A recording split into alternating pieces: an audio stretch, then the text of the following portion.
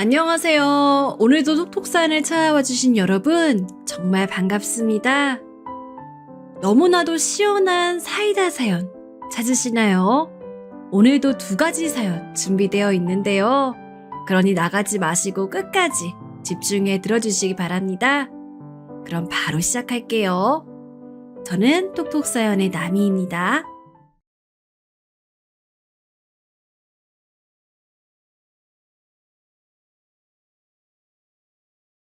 여러분 안녕하세요. 전 60대 여자입니다. 오늘은 기막힌 제 인생에 관해 말해보려고 합니다. 요즘 세상 젊은이들은 고향 의미가 별로 없다고 하던데 맞나요? 전 지금 고향에서 혼자 사는데 마음이 아주 편안합니다. 고향을 떠난 지가 오래되어 늘 그리웠거든요. 제가 정확히 20살 때 떠났으니 몇십 년 만에 다시 왔습니다. 세월이 많이 지나 바뀐 것도 많지만 변하지 않은 것들도 많아 신기했어요. 제 고향은 바다가 보이는 곳인데 바다 앞은 변한 게 별로 없더라고요. 가게들이 많이 있는 곳이 아닌 지역 주민들만 아는 곳은 그대로라 좋아요.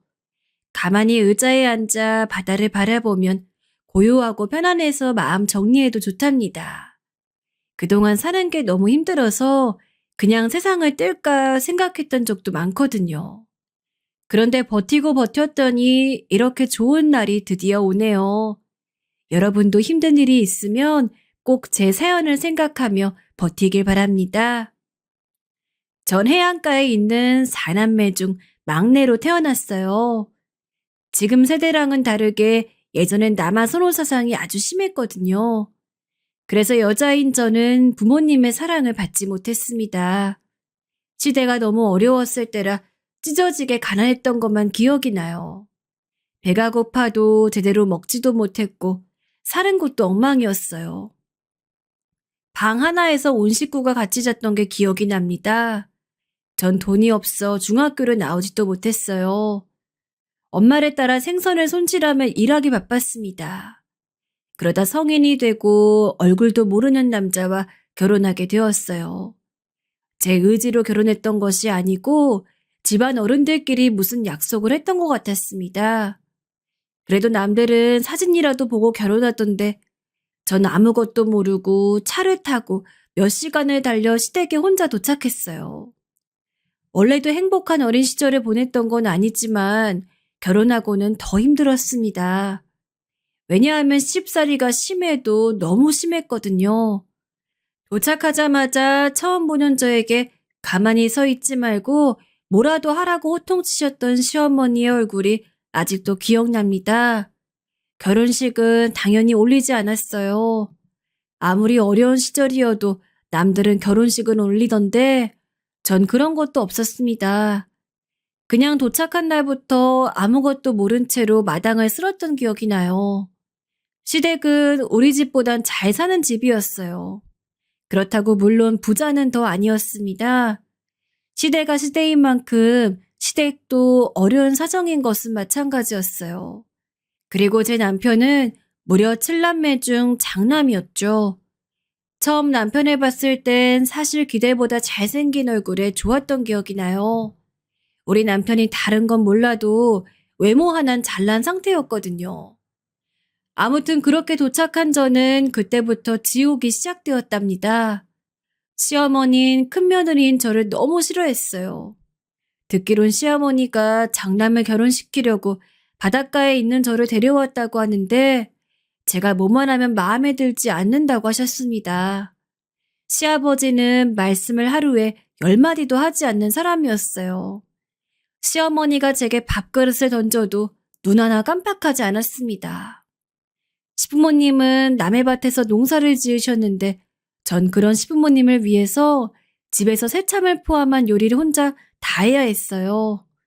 처음엔 이것 때문에 얼마나 혼났는지 모릅니다. 얘, 넌 무슨 요리를 이렇게 못하니? 집에서 이렇게 가르쳤어? 아니, 살림 잘한다길래 데려왔더니 순엉망이잖아. 이럴 거면 그냥 너희 집으로 가라. 아유, 이것도 음식이라고 만들었어? 어? 안 먹어. 다시 해. 시어머니는 제가 한 요리 한 번도 마음에 들어 했던 적이 없으세요. 매번 사사건건 별로라고 하셨습니다. 매일같이 구박받으며 혼자 밥과 집을 하루에도 몇 번을 왔다 갔다 했는지 몰라요. 그 무거운 음식들을 들고 밭에 가면 시어머니는 제게 먹어보라고 하지도 않았습니다. 배가 고파 먹으려고 하면 손을 치면서 못 먹게 했어요. 집에서도 식구들이 밥을 먹을 때 전 옆에 앉지도 못했습니다. 앉을 자리가 없으니 아예 방에 있지 말라고 하더라고요. 혼자 고생하며 9명이 먹을 음식을 만들고 전 입에도 못 대는 상황이었습니다. 이럴 때 남편이 제 편을 들어주었으면 좋을 텐데 그러지도 않았어요. 우리가 뭐 사랑으로 결혼한 것도 아니고 서로 모르던 상태에서 부모님들 약속으로 갑자기 결혼한 거라 서로에 관해 잘 알지도 못했었죠. 시동생이 6명이나 있으니 이 시동생들을 돌보는 것도 정말 많이 힘들었어요. 특히 막내 시동생이 그때 5살 늦둥이였거든요. 식모님은 그런 막내를 저보고 키우라고 하셨습니다. 그런데 저도 막내로 태어나서 동생이 없던 상태라 아이를 키워본 적이 없거든요.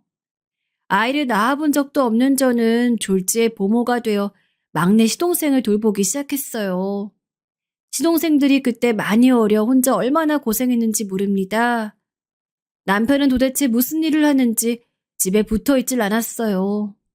밭일을 돕긴 하는데 그렇다고 매일 돕는 것도 전혀 아니고 너무 궁금해서 뭐 하고 왔냐 물으면 제게 말해주지도 않았습니다. 이런 상황에서 다시 친정으로 도망가고 싶었던 날도 많았어요.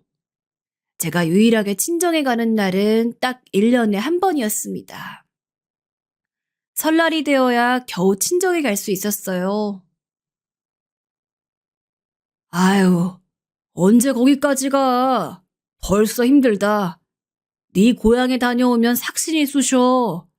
멀어도 너무 멀잖아? 그냥 혼자 가면 안 돼? 왜 굳이 날 데리고 가는 거야? 참나. 어차피 가도 금방 오는데 뭐하러 가? 에이, 그래도 결혼했고 당신이 남편인데 어떻게 혼자 가? 평소엔 당신 집에서 살잖아. 1년에 한 번 가는 것도 싫은 거야? 그러지 말고 가자. 막내도 데리고 가야 하니까 짐은 내가 다 챙길게. 남편은 우리 친정에 가는 것을 극도로 귀찮아했어요. 대놓고 가기 싫단 티를 냈죠. 이런 남편을 어르고 달래 친정에 겨우 도착하면 친정 부모님이 반가워하셨어요. 그래도 제가 결혼해서 사니까 본인들 짐이 덜었다고 하는 말에 저도 괴로워도 버틸 수밖에 없었답니다. 심지어 저는 우리 친정에 갈 때도 막내 시동생을 데려갔어요. 막내도 그쯤 되니 본인 부모인 시부모님보단 저를 더 따랐습니다. 친정에서 시댁을 다시 갈 땐 가끔은 너무 가기가 싫어 눈물이 나오기도 했죠. 그러면 남편은 그런 저를 보고 화를 냈습니다. 그래서 마음껏 슬퍼하지도 못했어요. 이런 상황에서 시어머니는 저를 더 싫어하기 시작했습니다. 그 이유는 바로 아이 문제였어요. 이상하게 아이가 전혀 생기지 않더라고요. 지금은 시대가 발전해서 검사도 하고 정확히 이유를 알 수 있다고 하더라고요. 그런데 우리 때는 적어도 제가 살던 시댁의 지역에선 정확한 이유를 알지 못했습니다. 그래서 시어머니는 아이를 가지지 못하는 제게 마구 화를 내곤 했어요. 심지어 나중에는 무당을 불러 아이를 생기는 굿까지 했습니다.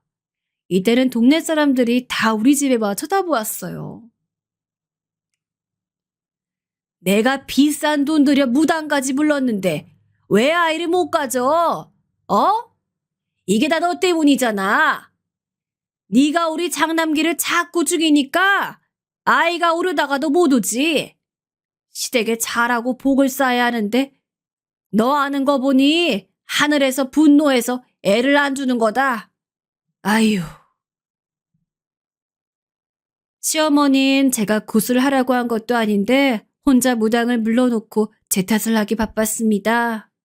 제가 일부러 아이를 가지고 싶지 않아 그런 것도 아닌데 억울했어요. 애초에 남편이 집에 잘 들어오지 않았거든요. 남편은 제멋대로 본인이 하고 싶은 대로 사는 자유로운 영혼이었습니다. 이런 상황은 둘째 도련님이 결혼하며 더 안 좋아졌어요. 둘째 도련님은 옆 동네에서 자란 동서와 결혼했는데 동서는 집이 조금 여유 있는 집이었습니다. 찢어지게 가난한 우리 친정과는 정반대였죠. 그래서 시댁에도 과일이나 고기 같은 것들을 자주 들고 왔어요. 그런 동서를 보고 시어머니는 대놓고 차별하셨습니다. 쓸모도 없는 큰 며느리는 싫은데 이렇게 복덩이로 둘째 며느리가 들어왔다고 제 앞에서 말씀하셨어요.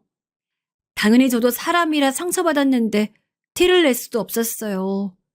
동서는 얄밉게 제게 형님 괜찮냐고 묻더라고요. 차라리 아무 말 하지 않는 게 저를 도와주는 거라는 걸 전혀 모르는 것 같았습니다. 대놓고 동서와 비교되어 속상하던 찰나 시어머니의 편애가 더 심해지게 된 계기가 발생했어요. 바로 동서가 저보다 먼저 임신하게 되었거든요. 결혼은 제가 2년이나 먼저 했는데 아이는 동서가 먼저 가지니 시어머니는 대놓고 저를 싫어하기 시작했어요. 며느리 잘못 데려왔다고 어찌나 하소연하던지 귀가 따가울 지경이었습니다.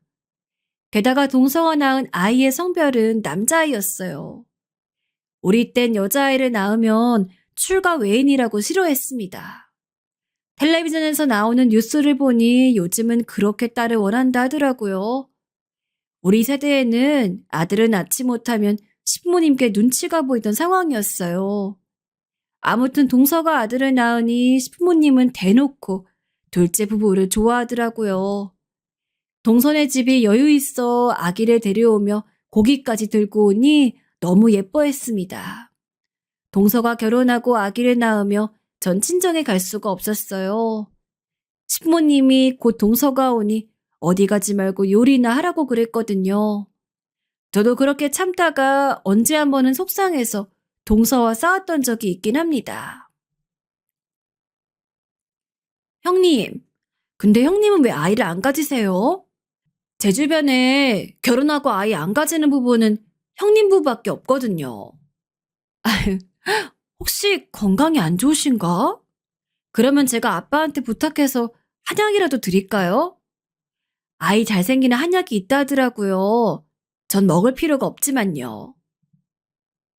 동서, 왜 그런 말을 해?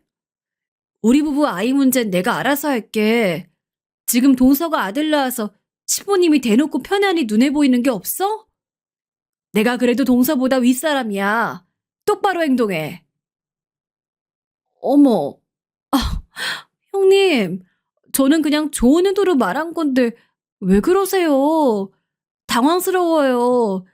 그냥 전에 형님이 아기 낳으면 둘이 같이 육아하면 좋으니 그런 거예요. 오해하지 마세요. 어머, 둘째야. 왜 울고 그래? 아니, 넌 왜 아들 낳은 내 며느리 울려? 지금 아이도 못 낳아서 대를 잇지 못하면서 그렇게 텃세는 부리고 싶어? 어? 아이고, 꼴도 보기 싫어라. 아이 문제로 안 그래도 스트레스를 많이 받고 있던 찰나에 동서가 저런 말을 하니 저도 참을 수가 없었어요. 제가 일부러 아이를 가지지 않던 게 아니잖아요. 그리고 저 때는 남편의 문제인지 제 문제인지 알 수도 없었어요. 그런데 무작정 시댁 식구들은 오로지 제 탓으로 여기는 게 속상했습니다. 그런데 더 웃겼던 건 바로 시어머니의 태도였어요. 동서가 피해자처럼 울기 시작하자 달려와서 제 등짝을 때리셨습니다. 저한테 왜 감히 손자를 낳은 동서를 괴롭히냐고 동서 앞에서 제게 뭐라 하더라고요. 그땐 이제 서러운 마음도 들지 않았습니다. 어느 정도 체념하고 아이를 기다리고 있었어요. 하지만 아이는 제가 결혼하고 10년이 지나도 생기지 않았습니다. 10년 동안 시동생들도 커서 결혼하기 시작했어요. 그러다 어떤 일이 발생하게 되었습니다. 집에서 평소와 같이 아침에 음식을 하고 있던 상태였어요. 그때가 막내 도련님이 중학생이라 도시락을 학교에 싸서 가야 했거든요. 열심히 식구들 아침을 준비하고 도련님 도시락까지 싸면서 정신없는 하루를 보내고 있었습니다. 겨우 식구들이 다 외출하고 숨을 돌리려고 하는데 갑자기 옆집 아주머니가 우리 집으로 뛰쳐 들어오셨어요. 무슨 일인가 싶어봤더니 아주머니 얼굴이 새하얗게 질린 상태였습니다. 빨리 당장 오라는 말에 무슨 일이냐고 물어도 시간이 없다는 말 하셨어요. 그래서 이유도 모르고 전 앞치마를 메고 아주머니를 따라 나섰습니다. 그리고 도착한 곳은 마을 읍내 사거리였어요. 사람들이 웅성거리고 있었고 경찰차와 구급차가 있었습니다. 무슨 일이 일어났단 사실을 깨닫고 심장이 쿵쾅거리기 시작했어요. 그리고 시어머니와 시아버진 이미 그 장소에 도착해 있었습니다. 아이고, 내 아들. 아이고, 이를 어째. 아유, 불쌍한 내 새끼. 죽으려면 혼자 죽지. 왜 내 아들하고 며느리 죽여? 이 사람아, 내 아들 살려내. 살려내라고. 시어머니가 땅을 치며 울고 있길래 다가갔는데 전 바닥에 누워있는 사람을 보고 깜짝 놀라 그 자리에 주저앉게 되었습니다. 바로 바닥에 피를 흘리며 누워있던 사람은 다섯째 서방님과 동서였어요. 알고 봤더니 대낮에 음주운전을 한 화물차 운전자 때문에 서방님과 동서는 그만 그 자리에서 하늘로 가게 되었습니다. 평소 다섯째 서방님과 동서는 가족 중에 제일 점잖고 조용한 사람들이었어요. 그래서 제가 동서들이 3명이 있는데 그중 제일 좋아하던 동서였습니다. 저를 형님으로 대접해주며 참 살가운 동서였거든요. 그런데 결혼하고 3년도 되지 않아 이렇게 허망하게 하늘로 갈 줄은 전혀 몰랐어요. 더 문제는 바로 그런 부부에게 아이들이 있다는 거였어요. 자식이 한 명도 아니고 무려 쌍둥이 아들이 있었거든요. 운전자석과 조수석에 앉은 서방님과 동선 그대로 목숨을 잃었는데 기적적으로 뒤에 있던 쌍둥이들은 살 수가 있었습니다.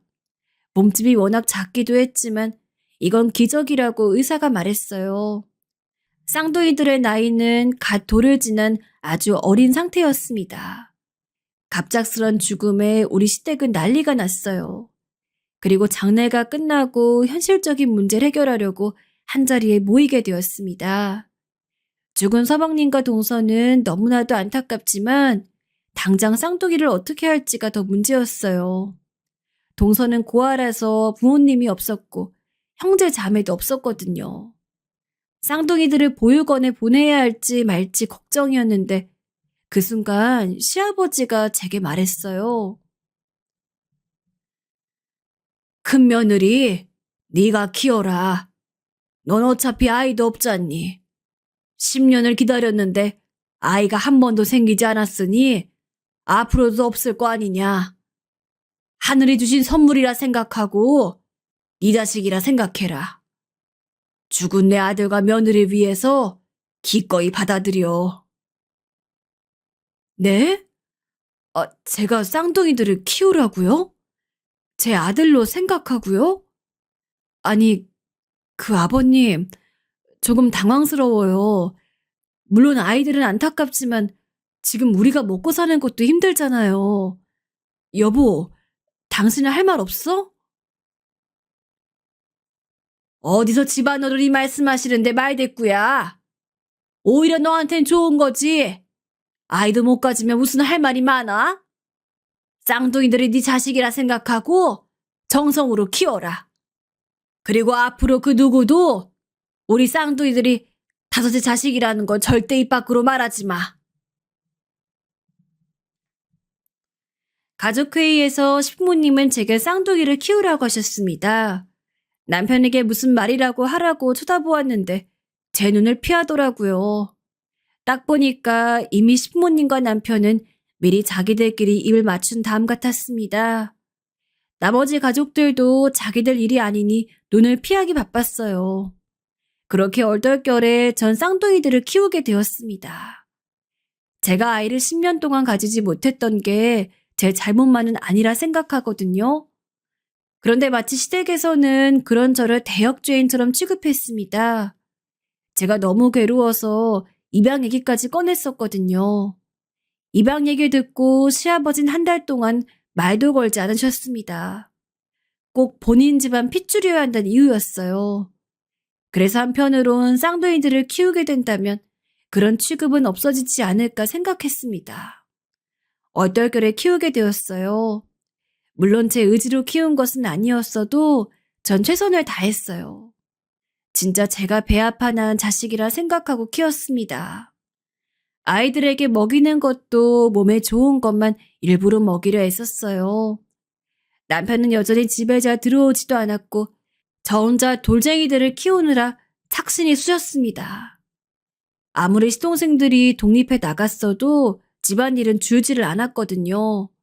종일 집안일하고 신부님의 밭일을 돕느라 몸이 안 그래도 하나가 모자랐는데 아이들까지 돌보려니 정신이 없었습니다. 차라리 한 명이면 그냥 업고 제 일을 할 텐데 아이가 쌍둥이라 둘이잖아요. 그래서 너무 힘들고 괴로웠습니다. 이런 저를 도와주는 사람은 전혀 없었죠. 심지어 둘째 동선 제게 뭐라고 했는지 아세요? 형님, 그런데 그러면 장손은 지금 쌍둥이들이 되는 건가요? 원래 우리 아들이 장손이었잖아요. 그래서 아버님 돌아가시면 재산 다 우리 준다고 하셨거든요. 워낙 옛날 분이라 장손을 좋아하는 건 아는데 우리 아들은 그럼 갑자기 소외되는 것 같아 속상하네요. 동서, 난 재산이고 유산이고 그런 거에 관심 없어. 그러니까 그런 돈과 관련된 내용은 나한테 묻지 말고 신부님께 동서가 직접 물어봐. 난 이런 얘기 되게 불편하거든. 동서는 본인 아들이 원래 장손이라 유산을 많이 받기로 되어 있었는데 이젠 아니라고 대놓고 말했습니다. 그런 모습을 보며 황당하기도 하고 신부님께 실망도 많이 했어요. 저한테는 늘 돈이 없다고 하셨거든요. 물론 뭐 진짜 돈이 많지 않다는 것을 알고는 있었습니다. 아무튼 이렇게 혼자 쌍둥이들을 키우며 사니 그래도 좋긴 했습니다. 억지로 키웠어도 제가 먹이고 재우니 정이 들 수밖에 없더라고요.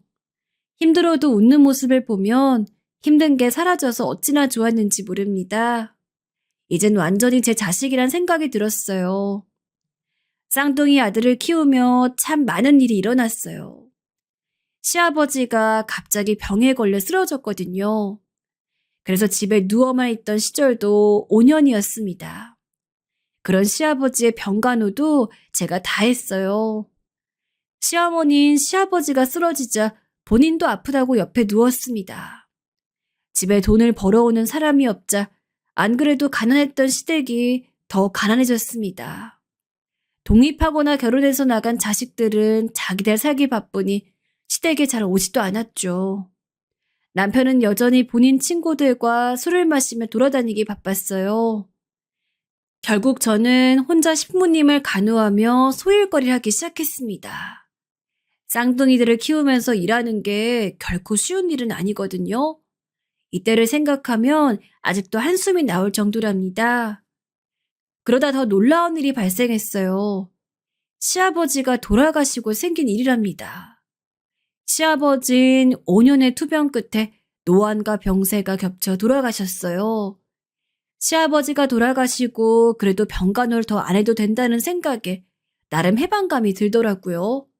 그런데 장례식이 끝난 직후 집안이 뒤집히게 되는 사건이 발생했습니다. 바로 그 사건의 주인공은 막내 시동생이었어요. 제가 처음 시집 와서 늦둥이 막내 시동생을 키웠다고 했잖아요. 그 시동생은 어느덧 커서 성인이 된 상태였습니다. 막내 시동생을 보면 마음속으로 얼마나 뿌듯했는지 몰라요. 제가 엄마처럼 졸졸 쫓아다니며 도시락까지 싸들고 다녔으니까요. 심지어 신부님은 참석하지 않아도 제가 졸업식이며 학부모 회의며 참석하기까지 했어요. 거의 제 자식이나 다름없는 상태였습니다.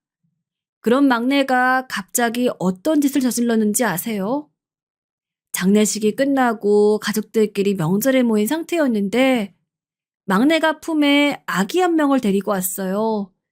그러더니 폭탄 발언을 하기 시작했습니다. 얘가 내 딸이래요.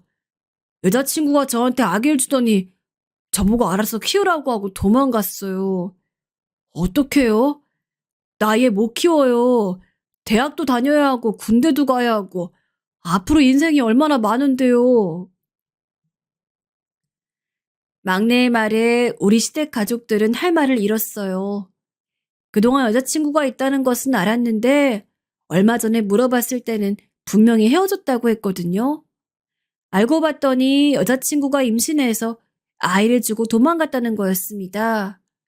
막내 시동생은 아이를 들고 우리에게 어떡하냐고 물었어요.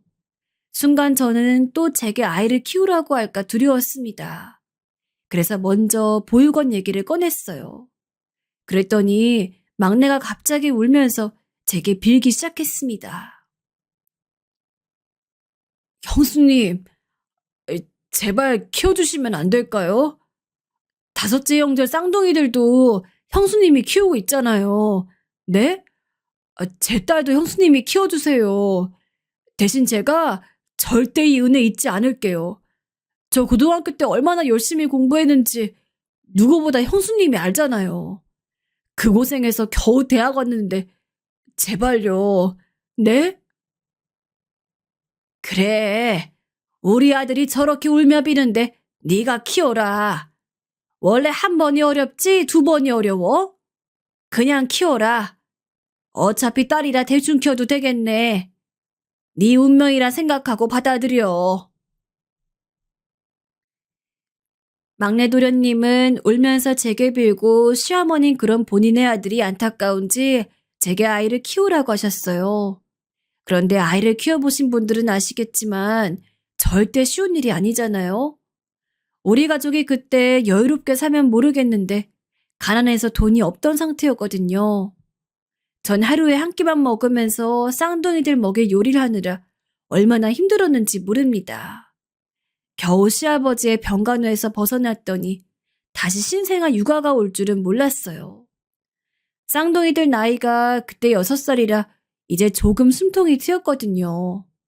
신생아 키우는 게 보통 힘든 일이 아닌데 억울하고 분했습니다.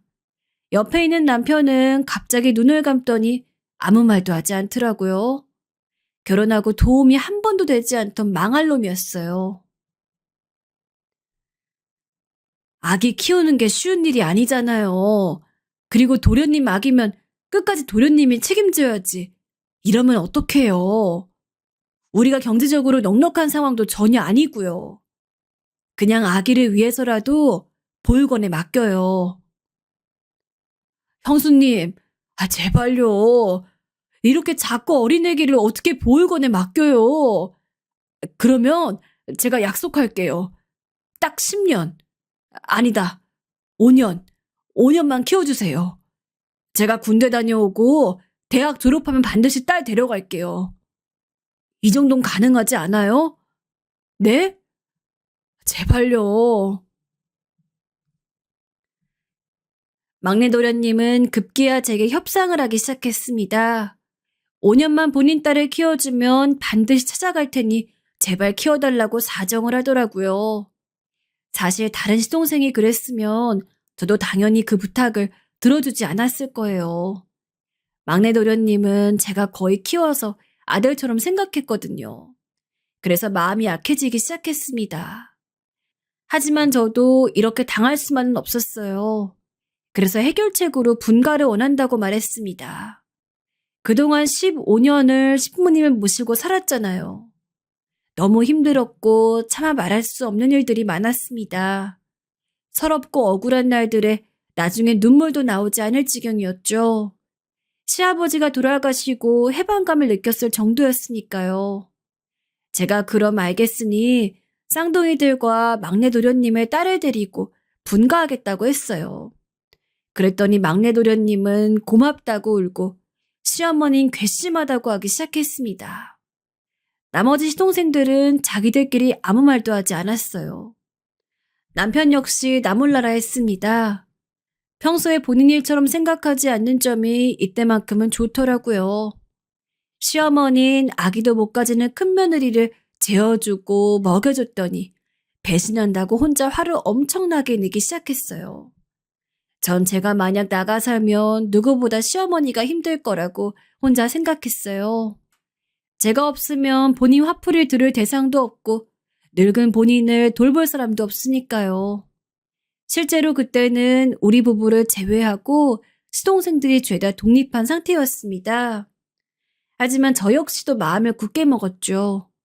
도저히 시어머니 밑에서 딸까지 키울 수 없었습니다. 안 그래도 아이들 육아 문제로 시어머니와 갈등이 매우 많았거든요.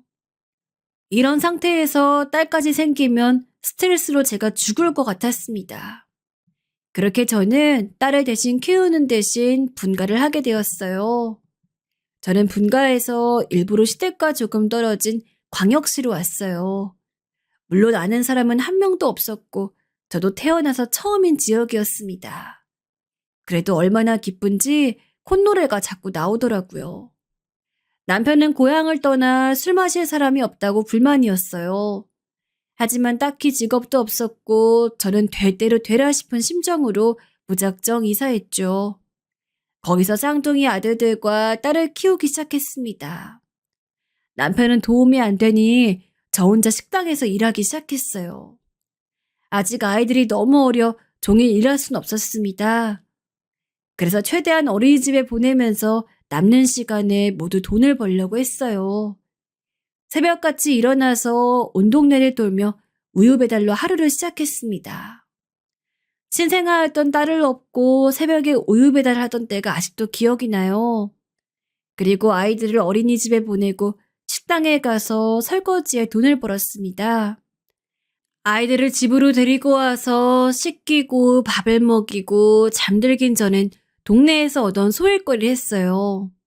이렇게 제가 쉬는 날도 없이 일하는데 남편이란 놈은 종일 집에서 혼자 술을 마셨습니다. 당신은 집에 있지만 말고 나가서 일이라도 해. 사지 멀쩡하게 건강하면 공사장에 가서 일이라도 하란 말이야. 언제까지 이러고 있을 거야? 어? 아니면 집에서 애들 목욕도 시키든가 밥이라도 차려주던가 하는 것도 없이 소주만 마실 거야? 아우 씨, 말이 왜 이렇게 많아? 그렇게 불만이면 그럼 다시 엄마 집으로 가자고. 네가 이사 오자 우겨서 이사 왔잖아. 나 밭일하면 잘할 수 있어. 그런데 생판 모르는 지역으로 우리 엄마 싫다고 왔으면 네가 돈을 벌어야지. 뭐? 밭일? 당신 시댁에 살 때도 농사 일주일에 한 번 겨우 갔던 거 내가 모를 줄 알아? 그리고 어머니 모시느라 힘들었던 나는 생각 안 해? 진짜 실망할 것도 없지만 실망이다. 최악이야. 남편과 저는 싸우는 날이 아주 많아졌습니다. 집에서 소주를 마시며 애들은 돌보지도 않는 모습에 화가 나기 시작했어요. 저 혼자 돈을 벌어 아이들을 키우는 게 낫겠다 싶었습니다. 사실 딸은 제가 애초에 정을 주지 않으려고 했어요. 왜냐하면 어차피 5살이 되면 막내 도련님이 데리고 가기로 했으니까요. 그런데 그게 마음대로 되지 않았습니다. 너무 예쁘고 또 저는 쌍둥이 아들을 키워 항상 딸이 궁금했거든요. 막상 키우니까 얼마나 예쁜지 정이 너무 들었던 상태였습니다. 그런 상태에서 아직 딸이 5살도 되기 전이었는데 사건이 터지게 되었어요. 제가 혼자 쉬는 날도 없이 일하면서 아이들을 키우는데 남편은 여전히 집에서 놀고 있었습니다. 너무 답답하고 싸우는 일이 많았는데 갑자기 남편이 어느 날 일을 구했다고 하더라고요. 그러더니 실제로 매일 밖으로 나돌았어요. 처음에는 저 사람이 고향에서도 그랬으니 밖에서 또 사고를 치고 돌아다닐까봐 무서웠어요. 그런데 진짜로 돈을 소액이지만 조금씩 가지고 오더라고요. 남편이 밖에서 돈을 벌어오는 것 자체가 처음이라 얼마나 놀랐는지 모릅니다. 남편이 돈을 들고 오니 저도 기뻐서 남편에게 친절하게 대하기 시작했어요. 이사 오고 시댁에 가는 것을 극도로 싫어해서 딱 명절에만 방문했거든요. 그런데 남편이 돈을 버니 저도 기분이 좋아 시어머니 생신 때도 얼굴을 보고 왔습니다. 이제 드디어 남편이 정신을 차렸다 생각했어요. 하지만 이것도 1년이 지나지 않아 산산조각이 나게 되었답니다. 왜냐하면 알고 봤더니 남편은 바람을 피우고 있었더군요. 그것도 동네 술집 마담하고 사랑에 빠졌더라고요. 거기서 술 마시며 놀다 눈이 맞았고 마담이 돈이 많으니 용돈을 줬다고 하더라고요. 그 용돈을 제게 갖다 준 거였습니다. 그 돈의 실체를 알고 전 너무 참을 수가 없었어요. 진짜 제정신이야? 사람이 어떻게 이래? 어? 아무리 당신 자식도 아니라 해도 애가 셋이나 집에 있잖아. 직접 낳지 않았어도 난 내 자식이라 생각해. 근데 당신은 어떻게 이런 아이들을 두고 바람을 피워? 그러니까 그러면 다시 고향 가자고. 이게 다 네가 고향에서 무작정 연고도 없는 곳으로 이사와 그런 거잖아. 아니다. 됐다. 이혼해 그냥. 나 너랑 더 못 살아. 그냥 이혼하자. 나도 돈 많은 마누라랑 행복하게 살고 싶어. 남편은 심지어 제가 바람진 거를 잡고 닥달하자 저에게 오히려 화내기 시작했습니다. 그런 남편을 보고 속에서부터 분노가 차오르더라고요. 그동안 제가 시집와서 쉽사리도 당하고 시아버지 간호도 하고 이렇게 본인 동생들의 자식까지 키웠는데 어떻게 이럴 수가 있는지 믿기지 않았습니다. 남편은 그때부터 제게 무작정 이혼하자고 요구하기 시작했어요. 저는 그 순간 속으로 참 많은 생각을 했습니다. 어차피 남편과 이런 상태로 살면 지옥이었어요. 저도 제 인생을 살고 싶더라고요. 그런데 아이들이 눈에 밟히기 시작했습니다. 쌍둥이들은 제 자식이라 생각하고 최선을 다해 키웠거든요. 또 딸도 5살이 되어도 막내 도련님에게 보내지 않고 제가 키우려고 했었어요. 그런데 남편하고 이혼하게 되면 아이들을 어떻게 해야 할지 문제였죠. 제 이런 소식을 듣고 친정엄만 그냥 시댁에 아이들을 주고 오라고 하셨어요. 그냥 제 인생을 살라고 하셨습니다. 저도 머리론 어차피 저랑 피 한 방울 섞이지 않은 아이들이니 주고 오고 싶었어요. 하지만 낳은 정보다 무서운 게 키운 정이라고 하잖아요. 제가 배 아파 낳은 자식은 아니더라도 기저귀 갈고 밥도 만들어 먹이며 열심히 키운 제 아이들이었습니다. 제가 아이들을 키우고 싶다니까 친정엄마는 저보고 미쳤다고 말씀했어요. 엄마의 말이 이해되지 않던 것은 아니었습니다.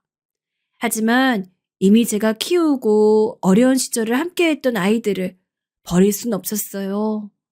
엄마는 그러면 딸이라도 막내 도련님에게 주고 오라고 하셨습니다. 하지만 그것도 그럴 수가 없더라고요. 이 얘기를 듣는 여러분도 제가 이해가 안 될 수 있어요. 그러나 그때의 제 선택은 너무나도 완고했어요. 결국 저는 아이들을 제가 키우는 것을 결심했습니다. 사실 저는 남편과의 이혼은 해방감이 느껴져 오히려 좋았어요. 남편은 남편 역할도 아버지 역할도 제대로 못하던 사람이었습니다. 실제로 이혼하고 남편의 식비나 술값이 들지 않으니 조금이라도 더 아낄 수가 있었죠. 물론 아이들을 진짜 제가 혼자 봐야 하는 상황이라 당연히 힘들었습니다. 혼자 아이 셋을 키운다는 게 얼마나 힘든지 아시죠?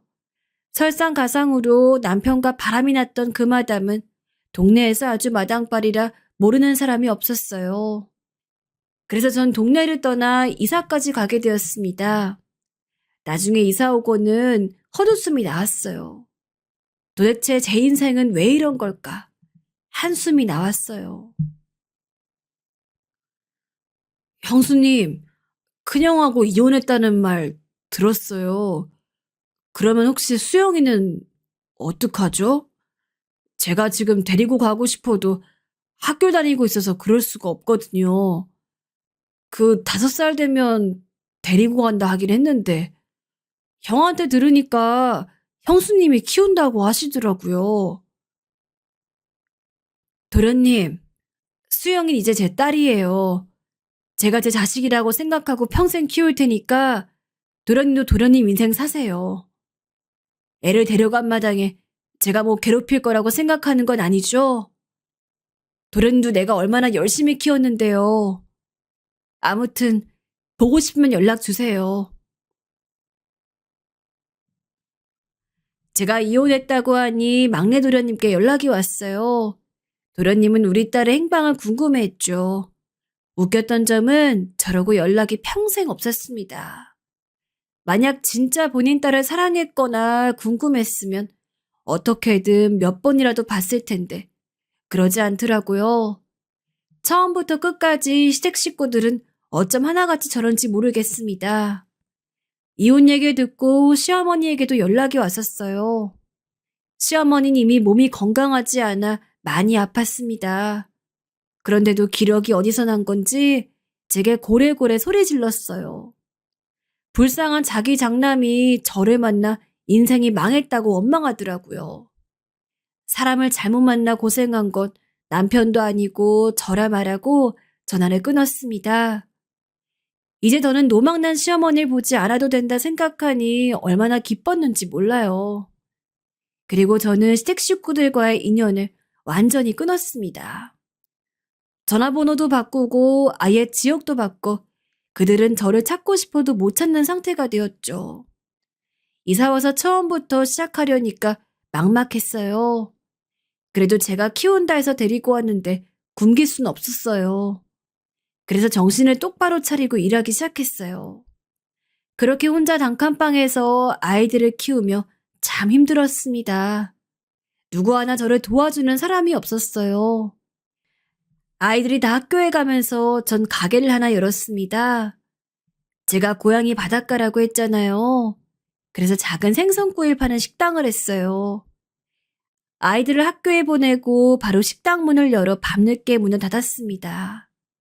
물론 몸이 너무 아팠지만 병원에 갈 시간도 없었어요. 그렇게 열심히 몸이 망가져가며 일하니까 그래도 단골이 늘었습니다. 힘들게 일해 아이들을 키우는데 쌍둥이들이 중학생 때 사고를 얼마나 쳤는지 몰라요. 엄마 몸에서 생선 냄새 난다고 애들이 싫어해. 그러니까 학교로 찾아오지 마. 선생님께 엄마 안 온다고 했는데 엄마가 오면 어떡해? 진짜 창피하다고. 내가 오지 말라고 했는데 왜 와?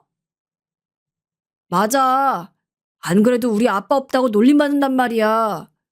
그런데 엄마마저 그러면 어떡해? 창피하니까 밖에서 아는 척하지 마. 아들들은 제가 생선구이 가게를 하니까 냄새가 난다고 싫어했어요. 특히 학교에 찾아오는 것을 극도로 싫어했습니다. 전 제가 혼자 아이들을 키우니까 아이들에게 신경을 제대로 써주지 못해 항상 미안했거든요. 그래서 학부모 상담이 있으면 반드시 참석하려고 노력했어요. 그런데 아들들의 반응이 너무 별로라 그다음부터는 가지 않았습니다.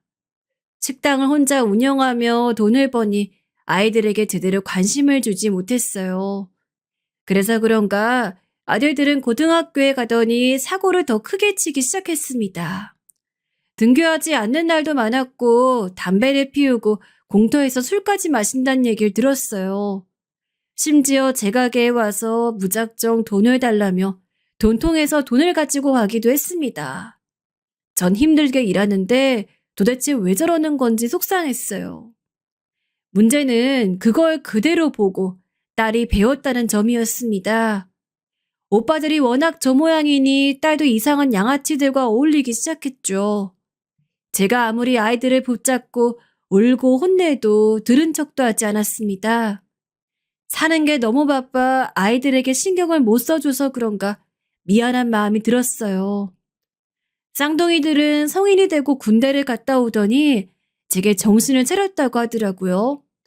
대학은 애초에 기대도 하지 않았는데 저한테 새로운 인생을 살겠다며 가게를 차릴 돈을 달라고 했습니다. 그동안 차곡차곡 모았던 적금을 처음이자 마지막이라 생각하고 돈을 주었어요. 그랬더니 그 돈으로 둘이 고깃집을 하나 열더라고요. 진짜 드디어 사람답게 살려나 보다 생각했는데 본인들의 양아치 친구들을 고깃집으로 부르는 모습에 한숨이 나왔습니다. 당연히 장사는 제대로 되지 않았어요. 결국 그 고깃집은 1년도 못 가고 몇 달 만에 망하게 되었습니다. 그런데 정확히 가게를 정리하고 한 달이 지나고 제게 아들들은 또 돈을 달라고 하더라고요.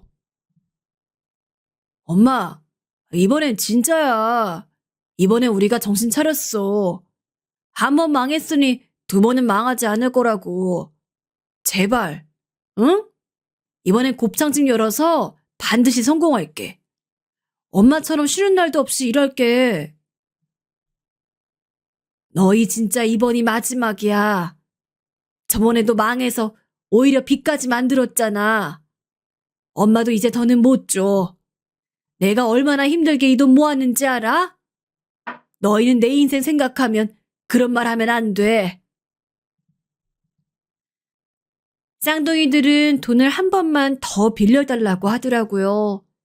사실 그때 제 생선구이 가게는 되게 장사가 잘 되던 상태였습니다. 단골들이 늘면서 가게 확장도 할 정도였어요. 제 밑으로 직원도 4명이나 뽑아야 가게가 돌아가던 상태였습니다. 처음에 아무것도 없이 시작했던 가게가 이렇게 확장되니 뿌듯한 마음이 들었어요. 그런데 자식들은 제 돈을 뜯어가기 바쁘더라고요. 아들들은 그 뒤로도 곱창집이 망하고 분식집과 옷가게도 열었습니다. 물론 장사가 잘 되지 않았어요. 뇌 사이가 나빠져서 한동안 서로 저에게 욕하기 바쁘기도 했습니다. 제가 어르고 달래 돈을 더 주면서 각자 가게를 차리게 해주었어요. 떨어뜨려 가게를 차려주니 그래도 몇 번 망하고 나니 그땐 괜찮게 운영하더라고요. 딸은 유일하게 우리 집에서 대학을 갔는데 저한테 상의도 없이 대학교 3학년 때 학교를 자퇴했습니다. 오빠들과 달리 그래도 공부를 조금이라도 하는 것 같아 기뻤는데 갑자기 자퇴해서 얼마나 놀랐는지 모릅니다. 그런데 자퇴 소식만으로도 놀랐는데 제게 뭐라고 했는지 아세요? 엄마, 나 사실 임신했어. 이미 4개월이야. 나 이 아이 포기 못해. 내가 반드시 낳아서 키울 거야. 그러니까 엄만 나한테 뭐라 하지 마. 알겠지? 미안해. 하지만 꼭 키우고 싶어. 남자친구도 본인이 책임진대. 도대체 그게 무슨 소리야? 너는 그런 일이 있으면 엄마한테 상의하고 해야지. 자퇴한 것도 모자라서. 뭐, 임신? 그럼 결혼하겠다고? 아이고, 머리야. 갑자기 본인의 임신 소식을 알린 딸은 제게 돈을 요구했어요. 자식들을 키우겠다고 열심히 노력했던 결과가 이거라니. 기가 막혔습니다. 만약 제가 식당이 잘 되지 않던 상태였으면 어땠을지 상상도 하기 싫었어요. 그래도 자식이 뭔지 전 해줄 만큼 해주고 싶었습니다. 비록 제 핏줄은 아니어도 제가 키운 아이들이잖아요. 돈으로 해줄 수 있는 것들은 다 해주었어요. 실제로 그렇게 사고를 쳐서 아기를 낳고 사는 딸과 쌍둥이 아들들이 결혼할 때도 억 단위로 지원해줬거든요. 미워도 제 자식들이니 오히려 지원해주면서 제가 여유가 있어 다행이라고 생각했답니다. 그런데 자식들 하는 짓은 날이 갈수록 괘씸해졌어요. 생일은 물론이고 명절 때도 보러 오지 않더라고요. 본인들 사는 게 바쁘다고 하면서 얼굴도 안 보는 모습들에 점점 속상했습니다. 그러다 제가 어느 날 병원에 가게 되었어요. 일하다 넘어졌는데 허리가 삐끗했는지 도저히 낫질 않더라고요. 병원에 갔더니 제게 죽을 정도로 심각한 건 아니라고 해주셨습니다. 하지만 나이도 있고 이제 식당 일은 그만하는 게 좋겠다고 했어요. 저도 마침 이제 식당 일은 그만하려고 했거든요. 그래서 알겠다고 하고 제가 아프다는 소식을 자식들에게 알려줬습니다. 병원에 입원한 상태로 다른 환자들을 보니 면회 오는 자식들이 많더라고요. 저도 자식이 있고 심지어 손주들도 있으니 내심 기대를 하게 되었습니다. 그런데 이놈의 자식들이 제가 2주를 입원했는데 한 번도 저를 보러 오지 않았어요. 순간 배신감에 사무치기 시작했습니다. 마지막 날에 태어나기 전날 밤, 전 아주 많은 생각이 들었어요. 처음 시집을 오던 순간부터 그동안 살아왔던 모든 인생이 머리 스쳐 지나가기 시작했습니다. 제가 제 몸은 건사하지 못한 상태로 자식들에게 아낌없는 지원을 했잖아요. 그런데 자식들은 이런 식으로 저를 돌보지 않는 모습에 갑자기 제 인생이 슬퍼졌습니다. 내가 배 아파 낳은 자식들이 아니어도 그동안 사랑으로 또 금전적으로 해줄 수 있는 것들은 다 해주었잖아요. 그래서 전 굳게 결심하고 태어나고 집으로 자식들을 불렀습니다. 사는 게 바빠 갈 수 없단 말에 어떻게든 오라고 꼭 할 말이 있단 말로 불렀어요. 그리고 이날 사건이 발생했습니다.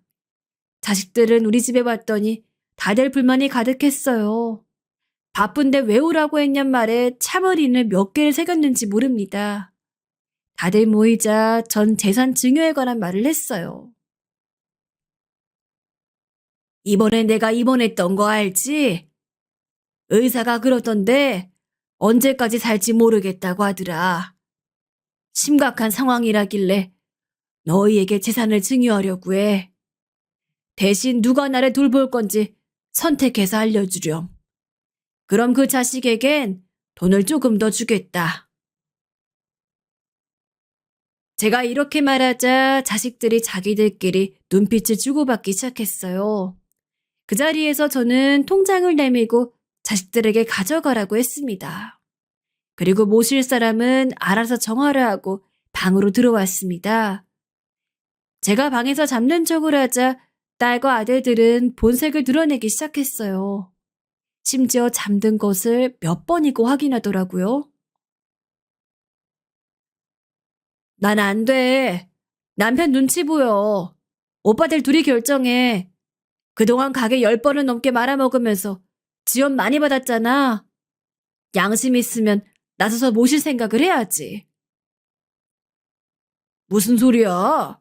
그러면 너도 대학 등록금 지원받고 애 낳으면서 이것저것 많이 받았잖냐. 아니다 됐다. 엄마 그냥 강원도 산골 요양원으로 보내자.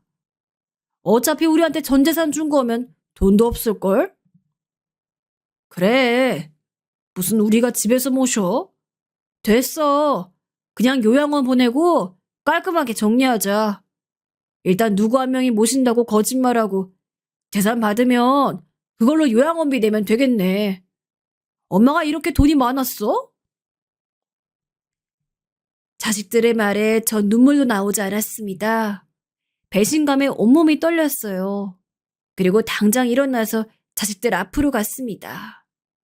혹시나 해서 조금이라도 기대했던 제가 너무 바보 같더라고요. 아이들에게 그동안 지원해줬던 것도 너무 후회되기 시작했습니다. 일어나서 밖으로 나가니 제가 잠든 줄 알았던 자식들은 깜짝 놀라더라고요. 자식들은 서로 눈치를 보며 모실 사람을 아직 정하지 못했다고 말했습니다. 서로 은근히 오히려 떠넘기려는 모습이 보였어요. 순간 화가 나서 준비한 말을 마구 내뱉기 시작했습니다. 뭐? 요양원? 너희가 그게 나한테 할 말이니? 그동안 받아간 돈이 얼만데 너희가 나한테 이래? 너희 내가 낳은 자식도 아니다. 그래도 책임감으로 키웠더니 뭐? 이 망할 놈들아, 그 재산이 다인 줄 알았지? 전혀 아니야. 남은 돈만 30억이다. 너희 사는 아파트 죄다 4명이니까 가져간다. 남은 재산으로 나는 평생 먹고 살 거야. 어? 엄마, 잠시만. 아니, 오해가 있는 것 같아. 우리가 그냥 장난으로 한 말이지. 어떻게 엄마를 요양원으로 보내? 오빠들 장난이 너무 심하네. 내가 모실게, 엄마. 내가 엄마 모실 거니까 다시 한번 생각해줘. 엄마, 우리 집에 방 하나 남는 거 알지? 우리 집으로 와. 요양원은 무슨 요양원이야. 엄마가 우리한테 해준 것들 다 알아. 에이, 다 오해야. 당장 우리 집으로 가자. 맞아. 우리 집도 방이 남으니까 우리 집으로 와. 바로 앞에 병원도 있어서 엄마 모시며 다니면 딱 좋겠다. 엄마, 아까 했던 말은 그냥 했던 말이니까 신경 쓰지 마세요. 제가 사실을 토로하자 다들 난리가 나기 시작했어요. 다들 한껏 당황한 채로 이번엔 서로 저를 모신다더라고요. 너무나도 다른 모습에 할 말이 없었습니다. 사실 자식들에게 준 통장은 이미 변호사를 통해 자문받은 반드시 줘야 하는 몫이었습니다. 그걸 제외한 금액이 어마어마했어요. 단칸방에서 본인들을 키우며 조그만 식당에서 제가 이렇게 벌기까지 얼마나 노력했는지 자식들은 몰랐나 봐요. 전 식당을 운영하며 우연한 기회로 그 건물을 샀거든요. 처음엔 무리인가 싶었지만 가게가 확장되고 2호점을 내며 많은 돈을 벌 수 있었습니다. 그걸로 지금은 건물주가 되었어요. 자식에겐 일부러 말하지 않은 상태였습니다. 그걸 알려줬더니 갑자기 본인들이 모시겠다고 앞다투어 싸우기 시작했어요. 이미 전 정이 다 털린 상태라 그냥 나가라고 했습니다. 자식들은 그 뒤로 제게 매일 찾아와 빌었어요. 하지만 저는 끝까지 모른 척하고 변호사를 끼고 행동하게 되었습니다. 그리고 살던 집도 처분하고 지방으로 내려왔어요. 제가 원래 살던 지방에 오니 마음이 참 편하더라고요. 자식은 제가 어디가 고향인지도 몰라 아마 평생 안 보고 살 것 같습니다. 힘들게 키웠는데 한동안 허망하기도 했어요. 하지만 후회는 전혀 없습니다. 전 할 수 있는 최선을 다했거든요. 여기까지가 제 사연입니다. 여러분, 들어주셔서 정말 감사합니다.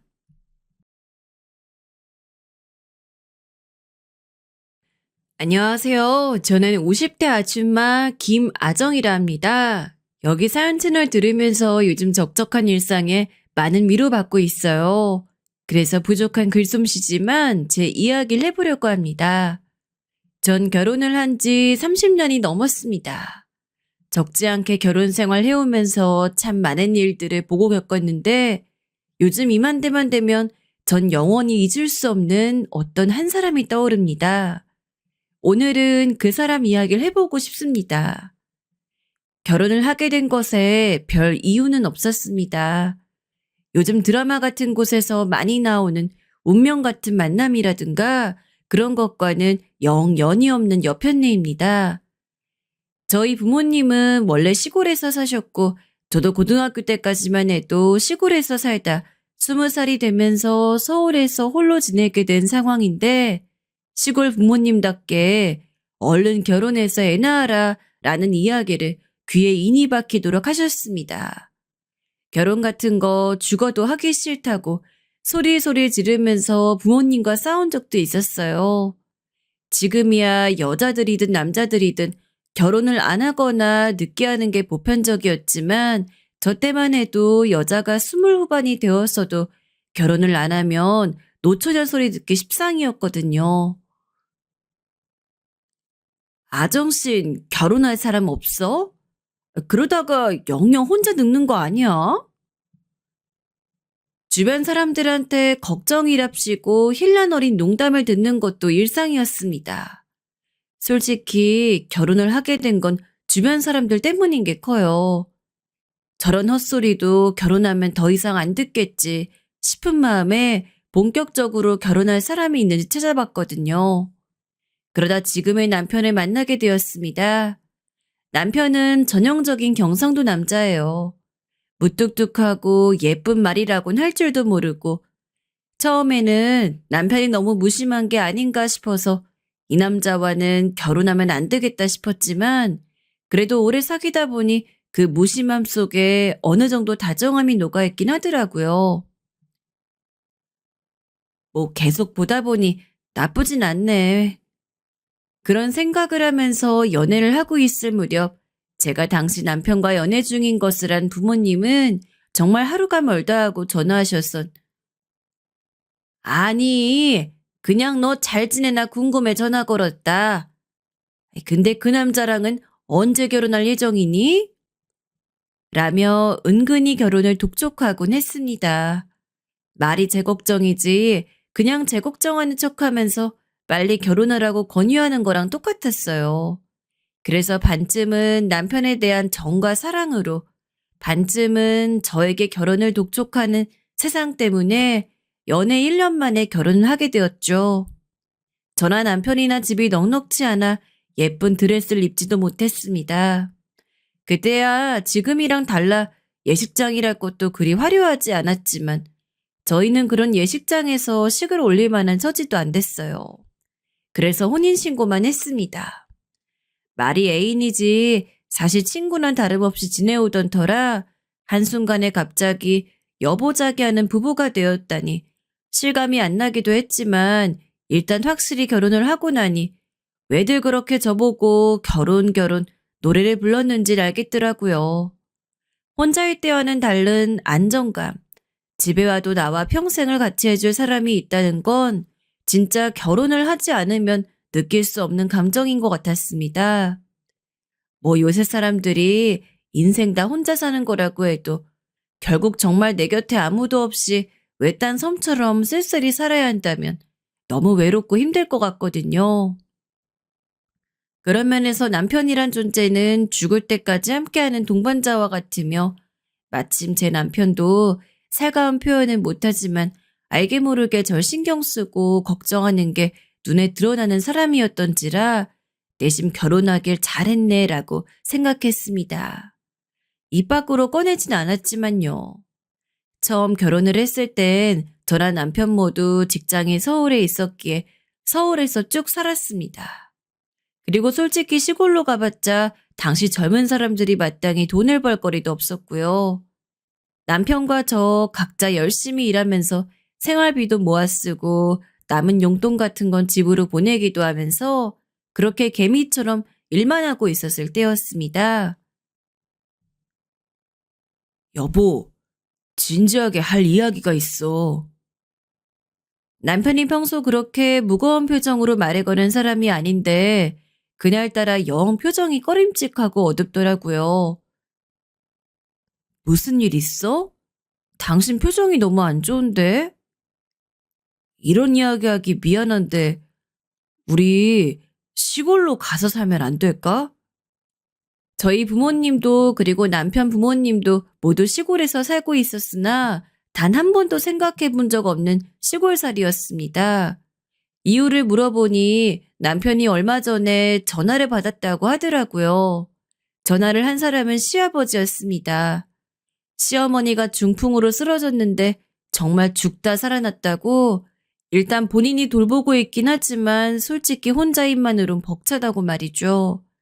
남편은 그 이야기를 듣고 저한테 말을 못한 채 몇 날 며칠 혼자 고민했던 모양입니다. 왜 나한테 바로 말 안 했어? 당신이나 나나 서울에서 계속 살고 있고 일도 여기서 하고 있는데 나야 그렇다 치지만 당신한테 시골 가 살자는 이야기 하기 힘들더라. 제가 딱히 시어머니한테 큰 정이 있던 건 아닙니다. 하지만 좋은 분이셨고 아들인 남편 챙기면서 늘 제 안부도 물으시던 분이었으며 일단 남편과 가족이 된 이상 시부모님과 남처럼 지낼 수도 없잖아요. 근데 다른 것보다도 저희가 시골에 가 사는 건 아니라고 생각했습니다. 뭐 일자리 때문이라던가 그런 문제가 아닙니다. 시부모님은 시골 중에서도 정말 두메 산골이라고 불러도 될 만큼 외진 곳에 사셨거든요. 그나마 저희 부모님은 기차 타고 가면 기차역에서 그리 멀지 않은 곳에 있었지만 시부모님은 기차를 타고 그 지역에 내리고도 버스를 탄 뒤 그 버스를 타고도 한참 가서 또 오래 걸어야 나오는 산속에서 거주하고 있었습니다. 여보, 시골에 가 사는 거 다 좋은데 결국 어머니가 나으시려면 우리가 시골에 가서 살 게 아니라 어머니가 서울에 올라오셔야 할 것 같아. 당신도 알잖아. 어머님이랑 아버님 사는 곳에 병원은커녕 구멍가게도 30분 걸려야 나오는 거. 남편한테 시어머니를 우리가 모시고 살자 이야기하고 전 그 자리에서 시아버지에게 전화를 걸었어요. 남편이랑 이야기를 나누었는데 어머니 치료를 위해서라도 어머니가 서울에 와서 저희랑 함께 사는 게 나을 것 같다고요. 시아버지는 저희 전화에 반색을 하셨습니다. 그리고 저에게 아무리 한 명이어도 식모랑 사는 게 쉽지 않은 결정이었을 텐데 너무 고맙다 아가야. 라며 연거푸 인사를 하셨죠. 그리고 다음날 시아버진 바로 시어머니와 함께 작은 짐을 꾸려 기차를 타고 서울로 오셨고 남편이 차를 몰고 맞중을 나간 뒤 신부님을 모셔왔습니다. 어머니, 저희 사는 곳 근처에 병원이 있으니까 일단 저희랑 같이 바로 거기로 가요. 너무나 안타깝게도 검사를 받아보니 결과가 썩 좋지 않았습니다. 아무래도 시어머니 나이가 나이인지라 건강 상태가 나쁜 편이었고 이미 다른 자질구레한 질병들도 가지고 있으시더라고요. 처음 남편과의 결혼 전 상견례 자리에서만 해도 아파 보이시긴 했지만 이 정도로 얼굴이 상하진 않으셨는데 직접 그 모습을 보니 참 마음이 착잡했습니다. 일단 약을 저오고 두 분을 모시고 다시 집으로 오니 시아버진 바로 가시겠다며 지갑을 들었습니다. 난 이만 가볼 테니 잘 부탁한다. 혹시 무슨 일 있으면 꼭 연락 주렴. 그리고 그 이후부터 한 달에 한 번 혹은 두 달에 한 번씩 시아버지는 그 먼 곳에서 꼬박꼬박 서울로 올라왔습니다. 시아버진 당시 약초꾼 일을 하고 있었는데 시어머니가 아픈 뒤로는 약초도 제대로 못 캐시고 계셨던 모양입니다. 그동안 손해본 거 메꿔야 한다면서 약초 일을 하러 내려가셨어야 했는데 그 와중에도 시어머니 걱정에 매번 서울행을 결심하시곤 했지요. 걱정이 되어 저나 남편이나 좀 쉬시라고 자주 이야기도 드렸지만 걸어 다닐 수 있을 때 이러는 거지. 나도 몸 힘들면 쉴 테니 걱정 말아라. 하면서 언제나 꾸준히 서울에 오셔선 저희 얼굴을 보고 가셨어요. 그리고는 매번 제 손에 돈다발을 한 뭉치씩 쥐어주면서 계속해서 고맙다, 미안하다는 이야기를 하셨죠. 물론 시어머니를 돌보는 것이 쉬운 일은 아니었습니다. 혹시나 혼자 계실 때 잘못되실 수 있으니 시어머니가 오고 나서부터 전 남편과 근무가 겹치지 않는 일을 찾아서 일자리를 옮겼고 사실 집에 와도 시어머니 돌보는 것 때문에 제대로 쉬는 날이 일주일에 하루가 채 될까 말까 했습니다. 힘들기도 힘들었지만 사지 멀쩡한 나도 이런 상황에서 아파 누워있는 시어머니는 얼마나 힘들까라는 생각에 버텼고 앞서 말씀드렸지만 시어머니가 좋은 분이셨기에 어느 정도 불평 없이 견딜 수 있던 겁니다. 하지만 그런 상황에서 시아버지까지 저렇게 마치 본인이 죄인이 된 것 마냥 미안해 하시는데 오히려 그런 시아버지한테 제가 더 미안하더라고요. 내가 너만 보면 참 고맙고 미안하다. 이렇게 착한데 좋은 집에 씹가서 호강도 못하고 몸져 누운 시어머니 보살피느라 고생하고 미안하다 아가. 아버님 그런 말씀 마세요. 오히려 저나 남편이나 일하느라 바빠서 어머님한테만 신경 못 써드리는 게 더 죄송한걸요.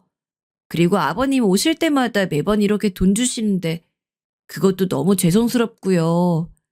저희가 챙겨드려야 하는데 번번이 감사하고 죄송해요 아버님.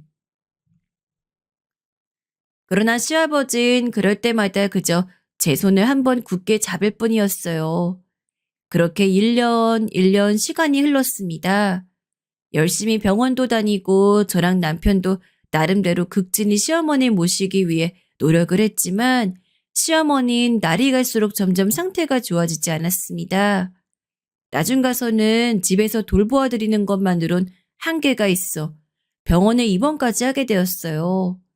죽은 듯이 잠만 주무시는 시어머니를 볼 때마다 제 마음이 참 착잡했습니다.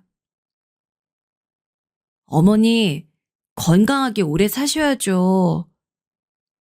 혼잣말처럼 이런 말씀을 드리면서 시어머니가 당장 내일이라도 자리를 털고 일어나 건강해지시길 바랬지만 시어머니는 쉬이 나아지지 않으셨습니다. 아마 병간호 해보신 분이라면 아실 겁니다. 환자도 힘들지만 옆에서 지켜볼 수밖에 없는 보호자도 참 힘들다는 걸요. 그래도 좋은 일이 일어났습니다. 제가 임신을 하게 된 거였죠. 저나 남편이나 계획을 하고 있지 않았는데 아이는 축복처럼 저희에게 찾아왔습니다. 첫 아이를 임신하자 생명이 내 안에 들어있다는 게 신기하기도 하고 기분이 묘하기도 했습니다. 제 임신 소식을 가장 축하해 주시고 기뻐해 주신 건 병상에 있는 시어머니와 약초꾼 시아버지였습니다. 시아버진 약초를 깨다 말고 올라오셔선 저보다 더 기뻐하셨어요. 그리고 아이를 위해 좋다고 하는 약들을 직접 지어주시기도 하셨죠. 친정에서도 덜 챙겨주긴 했지만 오히려 그런 극진한 시아버지의 정성으로 전 임신 기간 동안 편한 마음으로 출산을 준비할 수 있었습니다. 아직도 그때 시아버지께서 해주셨던 정성만 생각하면 눈물이 앞을 가릴 정도로 감사한데요. 재미있는 일 한 가지만 소개해드리자면 어느 날 제가 딸기를 먹고 싶다 하니까 마침 옆에 있던 시아버지께서 불이 나게 뛰어나가셔 딸기를 사오셨어요. 그런데 그 딸기가 조금 시고 맛이 없었습니다. 그러다 시아버지가 불같이 화를 내시며 뭐 이런 걸 파냐면서 먹지 말라고 하시곤 그 가게에 전화까지 거신 거예요. 아니, 딸기가 이리 맛없는데 이런 걸 파시면 어째요? 우리 임신한 며느리가 먹어야 하는데 이런 걸 팔았다며 화를 내시는데 당신 당황해서 그런 시아버지를 말리었지만 내심 시아버지의 그런 모습이 귀엽기도 하고 감사하기도 했습니다. 아이를 출산하고 키우는 동안에도 마찬가지였습니다. 아이를 출산한 후 남편이 직장에 나가고 혼자 집에서 애를 보다 보니 사실 힘들기도 하고 외롭기도 할 때가 많았는데 그때마다 시아버지께서 전화가 오시곤 하셨습니다. 아마도 이건 제가 부모님에게 큰 정을 못 받고 자란 탓도 있을 겁니다.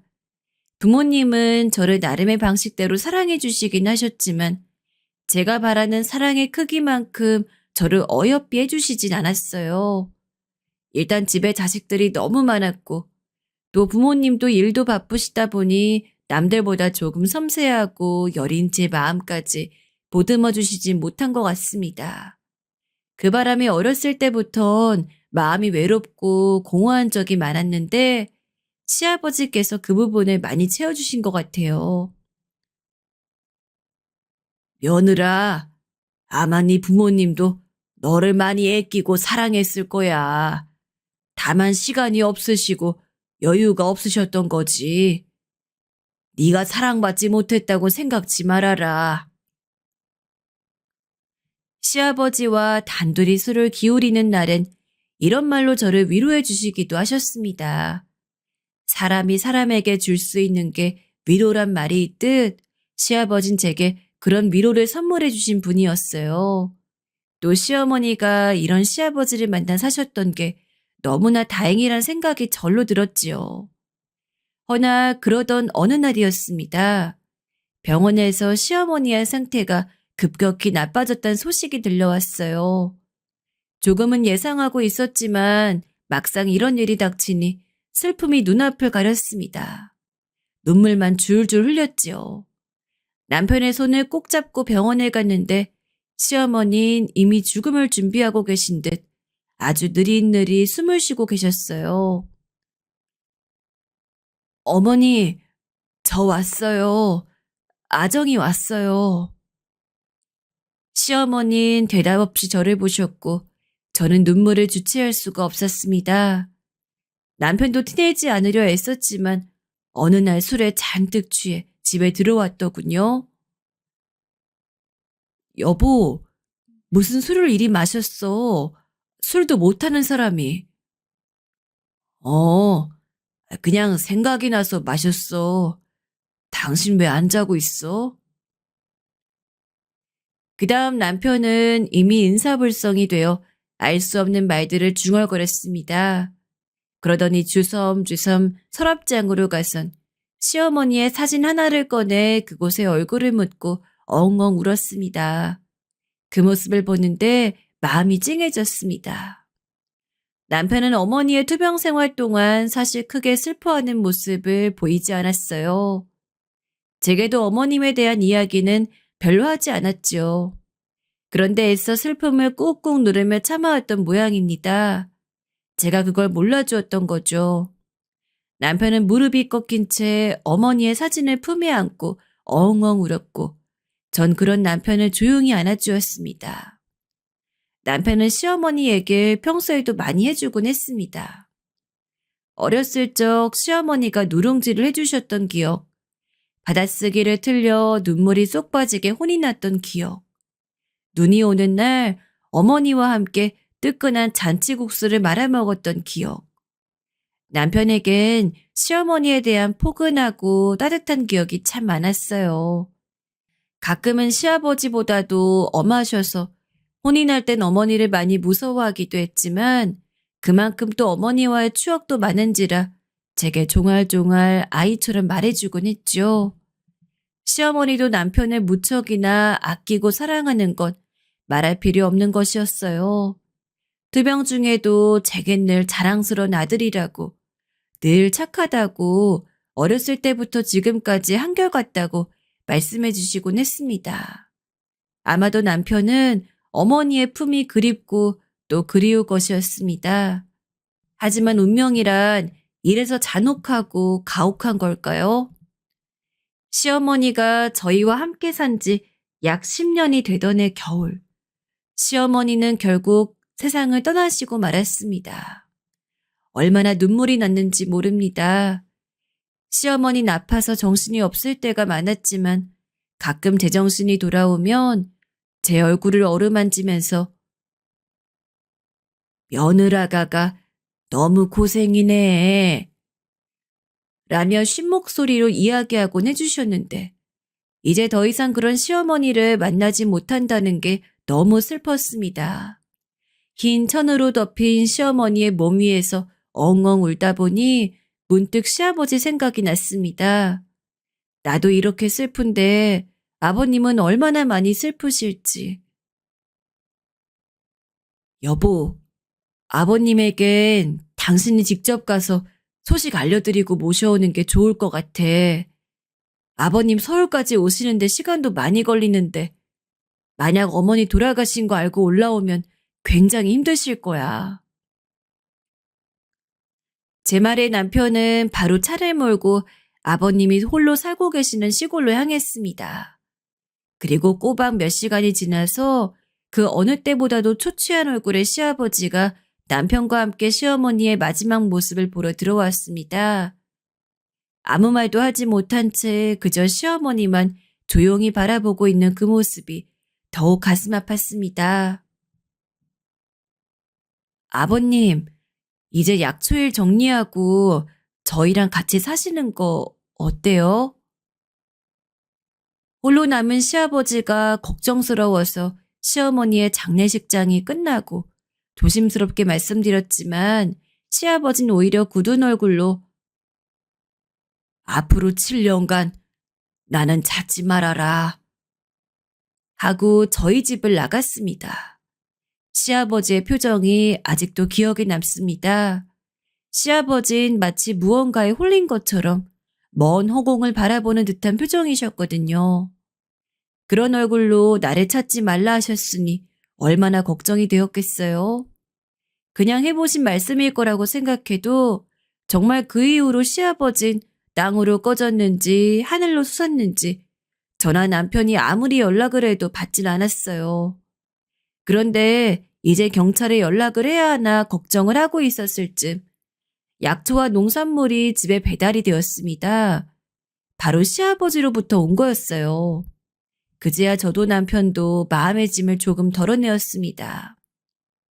아, 그래도 다행히 우리 아버님께서 나쁜 마음은 먹지 않으셨구나. 너무 다행이다 싶었지요. 약초와 농산물을 받은 이후 아버님께 곧바로 연락을 드려보았지만 아버님은 여전히 연락을 받지 않으셨습니다. 그나마 시아버지의 생사를 알 수 있는 것은 주기적으로 배달되는 약초와 농산물 뿐이었어요. 당장이라도 어디 계시냐고, 왜 이렇게 저희를 걱정시키냐고 여쭙고 싶었지만 그래도 이런 식으로나마 소식을 전해오는 게 불행 중 다행이라고 생각하며 저는 그저 같은 곳에서 열심히 일을 했습니다. 저희에겐 키워야 하는 아이가 있었으니까요. 전 아버님이 얼른 돌아오셨으면 했습니다. 7년이란 시간이 아니라 그 전에 오셔서 남편을 위로해 주었으면 했어요. 남편은 아버님이 떠나신 이후 생각보다 많이 힘들어 했습니다. 원래 그런 표정을 쉽게 드러내는 사람이 아닌데도 가끔 술도 마시고 누구보다 우울한 표정으로 조용히 방에 들어가 있는 일이 많아졌어요.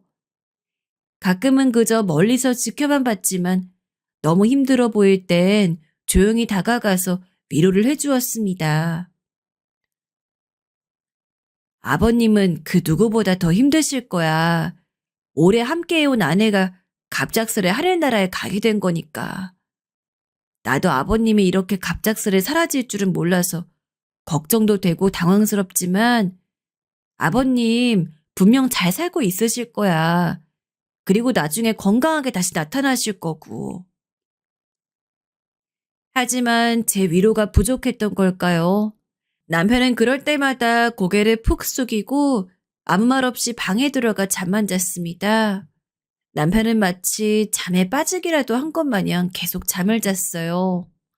가끔은 그런 남편이 걱정스럽고 안쓰러워 일부러라도 한 번씩 깨우곤 했지만 남편은 도통 일어나려 하지 않았습니다. 뭐가 그리 피곤한지 하루 12시간은 자는 것 같은데도 남편은 계속 피곤해했어요. 나중엔 혹시 갑상선이나 간에 이상이 있나 해서 병원에 가보자고 했는데도 남편은 그냥 잠이 많아진 거라며 신경 쓰지 말라 했습니다. 한숨만 자꾸 새어나왔습니다. 도대체 남편을 어떻게 달래줘야 하는 건지, 남편이 이대로 아버님이 돌아오실 때까지 영영 이 상태에 머무를까 겁이 나기 시작했어요. 전 나름대로 최선을 다해보려 했습니다. 남편이 평소 좋아했던 영화관에 끌고 가보기도 했고 같이 수목원에 가서 좋은 공기를 쐬고 오기도 했어요. 그러나 저의 어떤 노력에도 불구하고 남편은 원래의 모습으로 돌아오지 않았습니다. 나중엔 점점 화가 났습니다. 여보, 나도 당신 슬프고 힘든 거 이해 못하는 거 아니야. 그래도 조금만 기운 내주면 안 돼? 지금 당신 며칠째 출근도 안 하고 있잖아.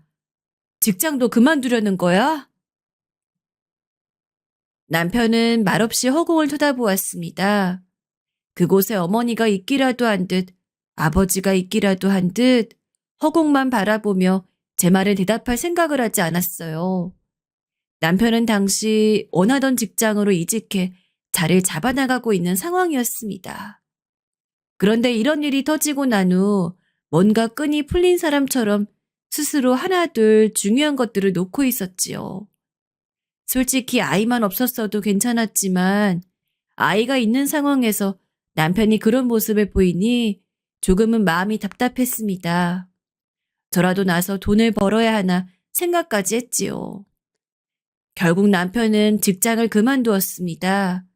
그리고 저는 친정엄마에게 전화해서 아이를 봐달라고 부탁하곤 제가 일을 나가기 시작했어요. 남편에게 아이를 보라고 하고 싶었지만 남편의 현재 상태로 보아 아이를 맡길 수도 없을 것 같았어요. 엄만 제게 남편 어쩌면 좋으냐고 한숨을 푹푹 쉬시곤 했지만 어쩔 도리가 있나요? 전 말없이 신발끈을 묶고 김밥집으로 출근을 시작했습니다.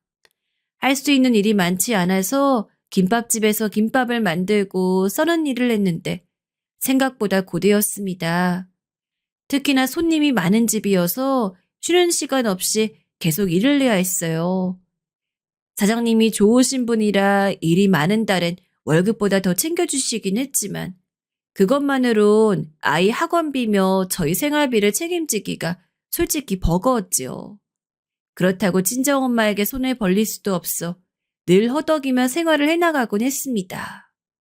하지만 그렇게 집에 돌아오면 남편은 쥐죽은 듯 잠을 자고 있고 전 내일 또 일을 나가야 하고 제 인생이 가장 어두웠던 시기여서 그런지 그때를 생각하면 아직도 가슴 한켠이 아려옵니다. 그리고 당시 시아버지가 무척 보고 싶었습니다. 저를 따스하게 위로해 주셨던 시아버지. 시아버지가 돌아오셔서 이 모든 상황을 해결해 주었으면 좋겠다고 몇 번이나 생각하고 생각했습니다. 오죽하면 꿈에서 시아버지를 만나 부둥켜 안고 엉엉 울었으니까요. 다행히 남편은 차츰차츰 돌아오기 시작했습니다. 하늘에 계신 시어머니께서 도움을 주신 건지 남편은 다시 직장을 잡았고 꼬박꼬박 출근도 했습니다. 남편이 출근해서 돈을 벌어오니 자연스레 저는 일하는 시간을 줄여나가고 그 시간에 아이를 봐줄 수 있었어요. 당신 돌아와줘서 고마워. 전 남편을 끌어안고 그리 말했고 남편도 걱정하지 말라며 저를 다독거렸어요. 저희 가족은 천천히 균형을 잡아나갔고 원래의 행복감을 되찾아 나갔습니다. 그렇게 저도 터널에서 조금씩 빠져나왔죠. 그 시간이 흐르고 흘러 거의 7년이 되어갔습니다. 그 시간 동안 아이도 부쩍 컸고 저도 남편도 나이가 들었고 무엇보다 시아버지 생각이 많이 났습니다. 이제 나타나실 때가 됐는데 저만의 생각이 아닌지 남편도 그런 말을 하곤 했습니다. 아버지가 왜 연락이 없으시지? 곧 연락 오실 거야. 약속하셨으니까. 말은 그렇게 했지만 저도 당연히 시아버지 나이를 생각하면 좋지 않은 생각이 먼저 들긴 했습니다. 제겐 아버지와 다름없는 분이셨던지라 더더욱 그랬지요.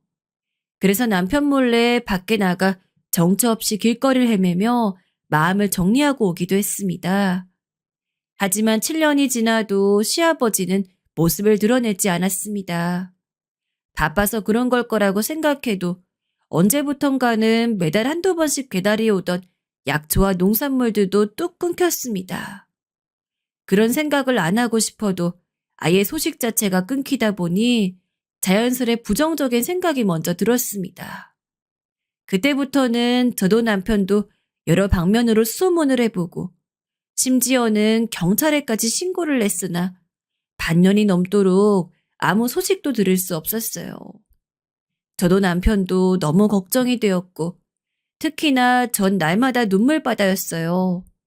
혹시나 나쁜 생각을 하신 건 아닐까? 혹시나 길거리에서 무슨 일을 당하신 건 아닐까? 별의별 생각이 다 들었습니다.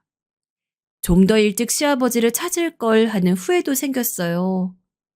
아버님께서 농작물을 보내오니 잘 살고 계실 거라 막연히 믿었는데 그 믿음이 깨지자 미칠 것만 같았죠. 그런데 그렇게 8년째가 되기 직전 드디어 시아버지가 저희 집에 나타났습니다.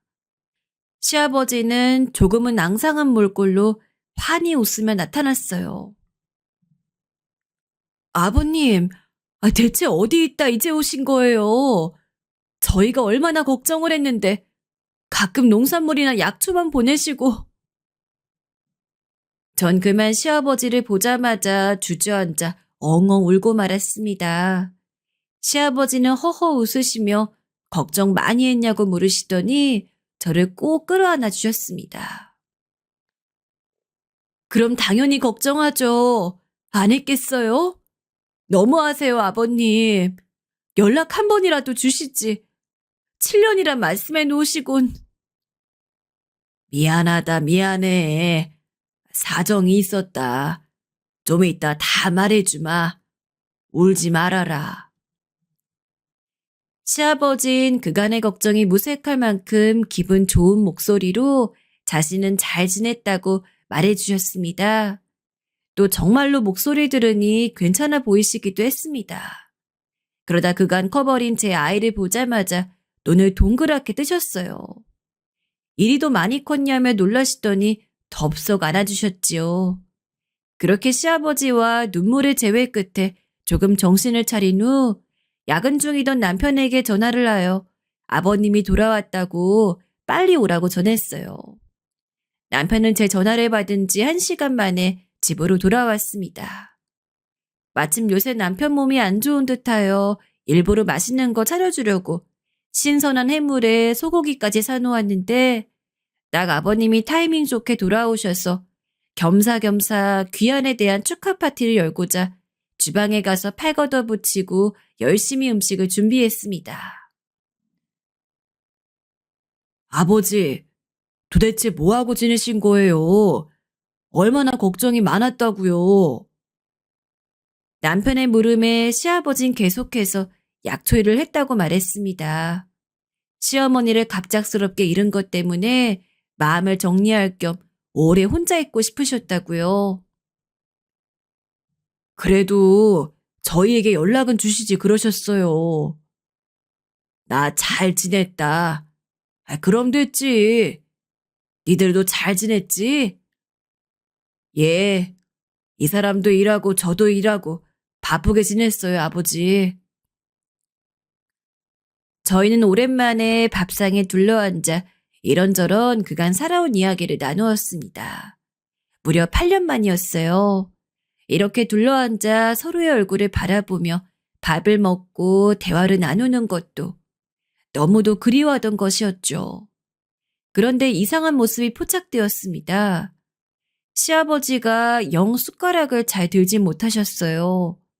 밥도 잘 드시지 못했는데 그걸 숨기려고 일부러 계속 이야기만 하시는 느낌이었어요.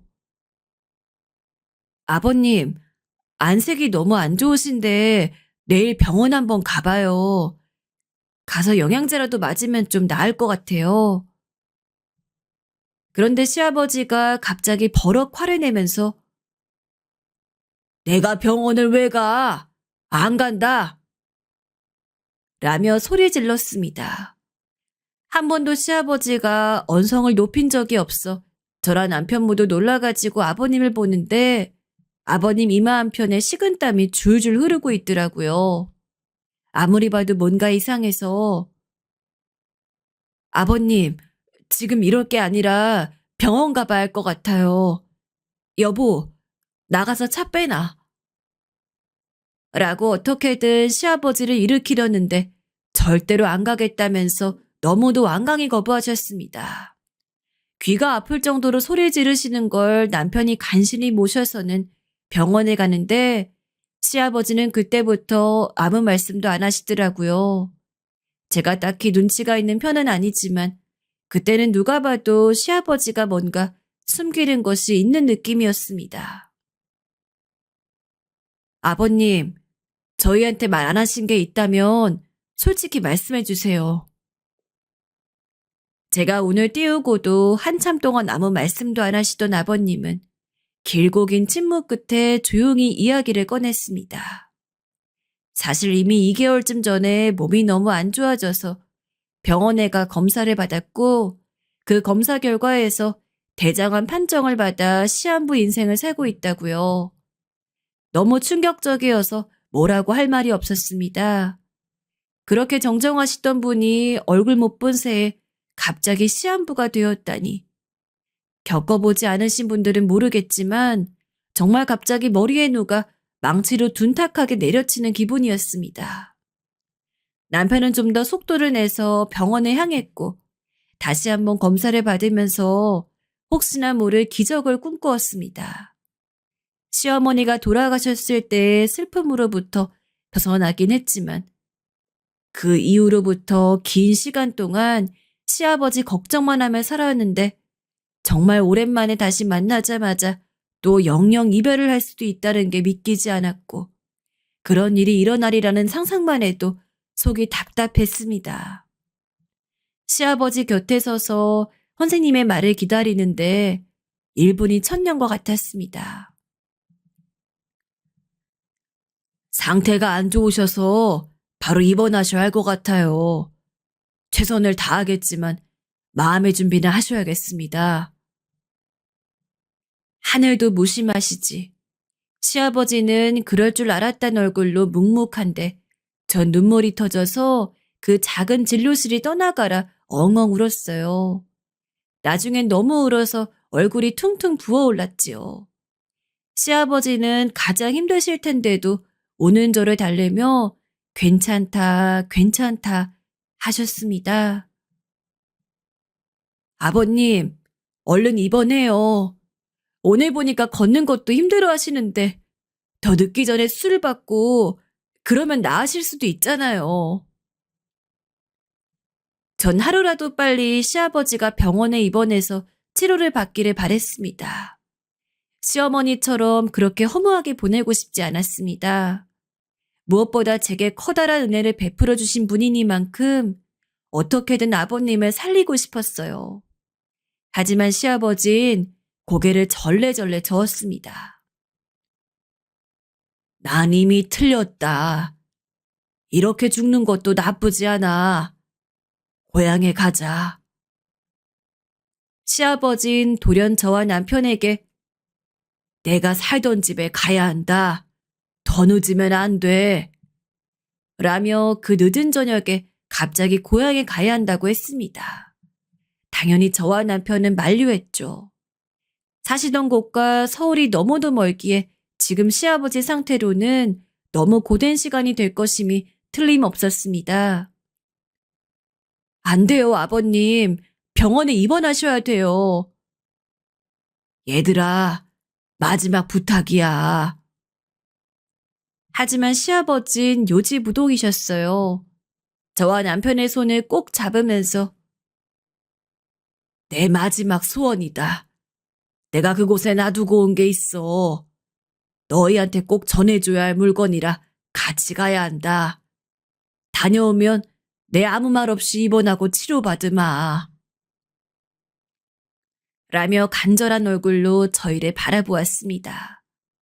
무슨 물건인지 저희는 알 길이 없었지만 시아버지가 너무도 간곡히 부탁하셨기 때문에 결국 하는 수 없이 병원에서 나와 차를 몰고 셋이 함께 시아버지가 살던 곳으로 향했어요. 그곳으로 향하는 동안 전 눈물을 그치기 위해 갖은 애를 썼지만 쉽지 않았어요. 도대체 왜 병원에 입원하지 않고 고향에 가야 한다는 건지, 꼭 전해줄 물건이라는 게 뭔지, 시아버지의 의중이 궁금했지만 아버님은 그 어떤 말도 하지 않으셨습니다. 그나마 차가 막히지 않아 다행이었죠. 무려 6시간이 넘는 대장정이었어요. 오랜 시간 차를 타느라 시아버지 안색이 실시간으로 안 좋아졌기에 남편은 종종 휴게소에 들려 쉬면서도 다시 차를 몰 때면 최대한 엑셀을 밟았습니다. 그렇게 오랜 시간 운전을 한 끝에 드디어 시아버지가 사시던 곳 근처 산에 도착했어요. 남편은 차를 대충 주차한 뒤 시아버지를 업고 산을 오르기 시작했어요. 한 10분 정도 그렇게 오르니 거의 쓰러질 것 같은 낡고 허름한 집이 보이더라고요. 당장 허물어도 이상하지 않을 곳에 시아버지가 생활했던 흔적이 보이는데 순간 눈물이 나는 걸 참았습니다. 시아버진 조용히 본인의 짐을 정리하더니 저와 남편에게 집 천장을 뜯어봐라. 어차피 이제 더 이상 이 집에 살 수도 없으니 원래 너희에게 주려던 걸 줘야지. 라며 무슨 두꺼운 꼬챙이 하나를 넘겨주었습니다. 무슨 일인가 싶었지만 남편은 자기 머리 위 천장에 꼬챙이를 꽂고 이리저리 뜯어냈습니다. 작은 나무로 만들어진 천장이기에 천장은 힘없이 부서져서는 바닥으로 우수수 그 잔해를 쏟아냈습니다. 근데 쏟아진 것은 나무 잔해뿐만이 아니었어요. 대체 얼마인지도 모를 현금 다발들이 땅바닥으로 묵직하게 툭툭 떨어졌습니다. 깜짝 놀라서 아버님, 이게 다 무슨 돈이에요? 라며 물었지만 시아버진 아무 말도 하지 않고 혼잣말처럼 그래, 내가 죽을 때 죽더라도 이건 주고 죽어야지. 이거 못 주고 갔으면 어쩔 뻔했어. 라며 방 한켠에 놓여져 있는 큰 가방에 돈을 차곡차곡 담았어요. 알고 봤더니 시아버진 그동안 약초일을 하면서 모아둔 돈을 늘 천장에 넣어두고 사셨던 겁니다. 종종 남편이 통장 하나 만들어 드릴 테니 거기다 돈을 모으라 해도 돈은 늘 내가 가지고 있어야 한다. 라고 단호하게 말씀하시던 분이라 그런가 보다 했는데 다른 곳도 아니고 천장에 이토록 많은 돈을 숨겨뒀다니 시아버지의 행동에서 이미 떠날 준비를 하는 분의 흔적이 보여 전 시아버지의 손을 잡고 이 돈 못 받는다고 빨리 병원 가서 치료받고 셋이 행복하게 잘 살자고 이야기했지만 시아버지는 그저 웃으면서 내 살아생전 너 같은 며느리 만난 게 큰 복이다. 복이야. 라며 다른 말은 덧붙이지 않았습니다. 어영부영 시아버지가 남겨주신 돈을 챙기고 착잡한 마음으로 서울에 돌아와 바로 입원 수속을 밟았지만 시아버지는 마치 마지막 수건을 마쳤으니 이제 떠날 때가 되었다는 듯 딱 일주일 만에 돌아가셨습니다. 시아버지가 유산처럼 남겨주신 돈은 무려 3억이나 되었어요. 일평생을 약초꾼으로 사시면서 자식에게 남겨주려고 돈을 모으셨던 시아버지. 아마 시어머니 살아계실 적에 서울 올라올 때마다 주시던 돈다발도 그 돈에서 하나하나 꺼내주셨던 모양입니다. 시아버지가 남겨주신 돈 덕분에 저희 자식들 결혼도 시키고 작은 딸은 유학도 보내고 행복하게 잘 살고 있는데 가끔 이렇게 가만히 앉아 여유로이 시간을 보낼 때면 인자하게 웃으시던 시아버지 얼굴이 생각나네요.